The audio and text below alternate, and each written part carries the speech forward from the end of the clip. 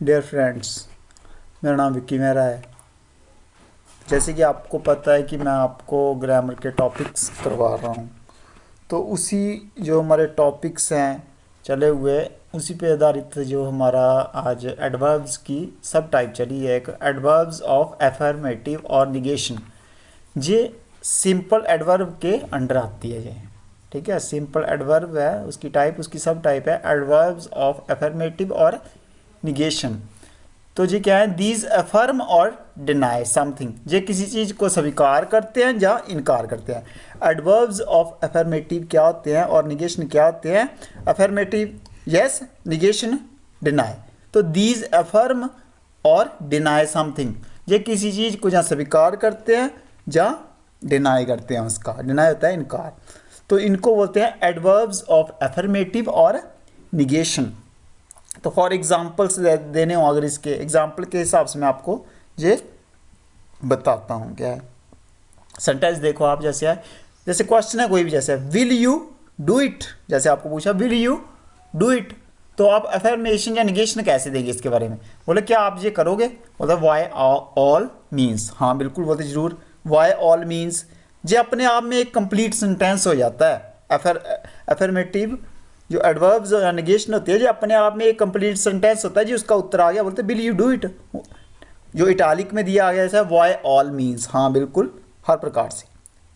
जैसे next sentence देखो, जैसे डिड यू माइंड इट, आपको ये बुरा लगा, तो क्या क्या मतलब नॉट एट ऑल।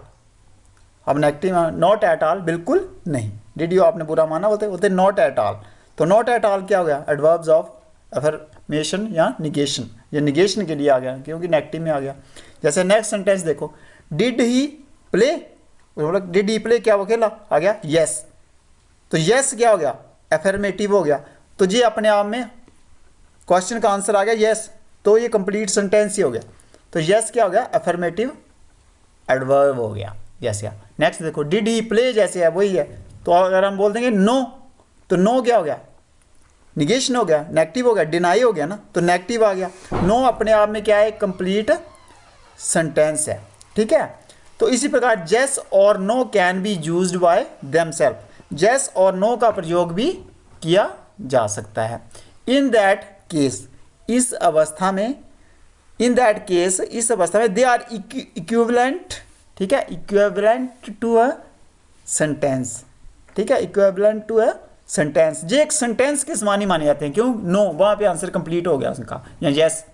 तो इसी प्रकार देखो आप, ने, not at all, not, by all means, yes, no, certainly, indeed, ये क्या है, ये एडवर्ब्स ऑफ एफर्मेशन आ गया। ठीक है, indeed etcetera are some of the adverbs of this category. इस कैटेगरी के क्या होते हैं, ये एडवर्ब्स होते हैं। ये सिंपल की आज लास्ट सब टाइप थी, सिंपल एडवर्ब की लास्ट सब टाइप थी एडवर्ब्स ऑफ एफर्मेशन या एफर्मेटिव और निगेशन, जहाँ ये सिंपल में आ जाएगा या नेगेटिव में आ जाएगा। तो दीज एफर्म और डिनाई समथिंग, क्या इसकी डेफिनेशन, दीज एफर्म और डिनाई समथिंग, जहाँ किसी चीज़ को ये एफर्म करेंगे, जहाँ उसका डिनाई करेंगे। एग्जाम्पल फिर से बोलता हूँ, जैसे विल यू डू इट, जैसे बोलता बाय ऑल मीन्स, हाँ हर प्रकार से।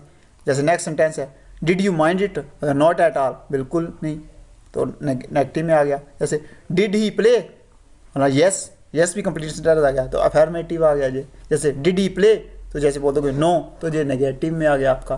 तो यस और no can be used by themselves, हम इनका प्रयोग कर सकते हैं। इन दैट केस, इस अवस्था में they are equivalent to a sentence ही उनको माना गया है। इसी प्रकार nay, not at all, not, no, by all means, yes, certainly, indeed, तो ये क्या चीज़ें हैं, ये एडवर्ब्स ऑफ एफर्मेटिव और निगेशन मानी जा सकती हैं। तो सिंपल एडवर्ब की जो सब टाइप्स थी वो आज हमारी पूरी होगी, और कल हम बिल्कुल सिंपल और ईजिली, ये बिल्कुल सिंपल और ईजिली मेथड है।